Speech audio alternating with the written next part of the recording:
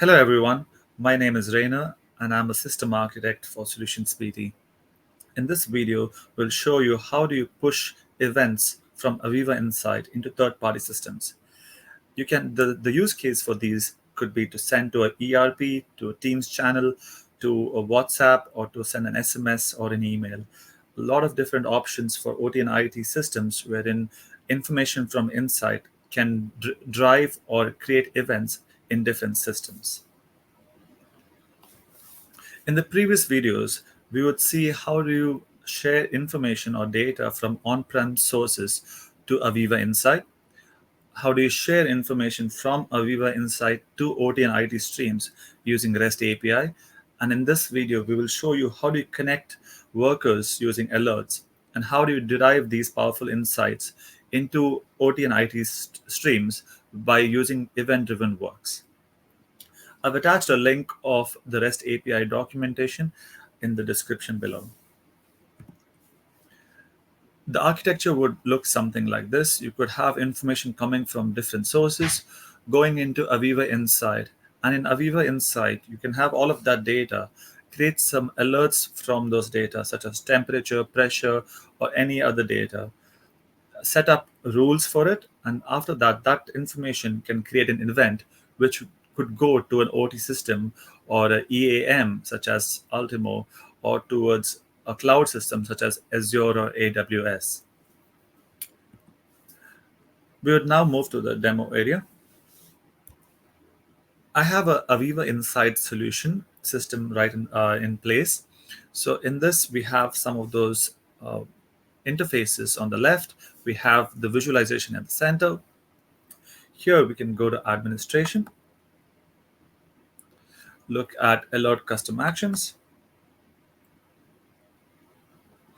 And in alert custom actions, we have created a custom action over here.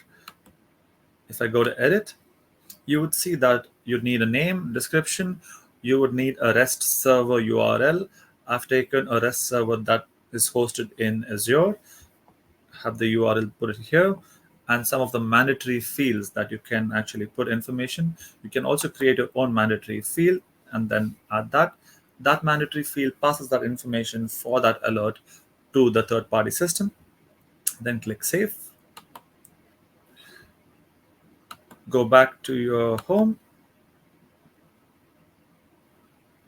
You can then go to Browse. You can see the different kind of interfaces. You can go to Alert. And in Alert, you can create an alert for some of the variables. Here I have created for conveyor belt motor temperature. I will just show the information that's within this. Here you can see I have the tag, I have a condition, I have an action, so it can send an email to me, and also it can send some of the information here. This is the one that we have configured, so it sends some of this information over here to a Logic app. And we have enabled one of these work orders, which would again go to a Logic app, put some information such as equipment ID, work order, and a time limit. And some of the prescriptive actions. This is some of the information that we would like to share when we send the alert. And this is the summary of all the information that we have created regarding this alert. So click Save. And now I can enable this alert. Activate.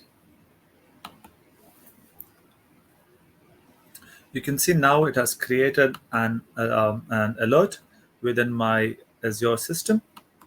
So if I go to run history, you can see actually it has created this alert at 2:48. And you can see the information that has been passed from my Insight system.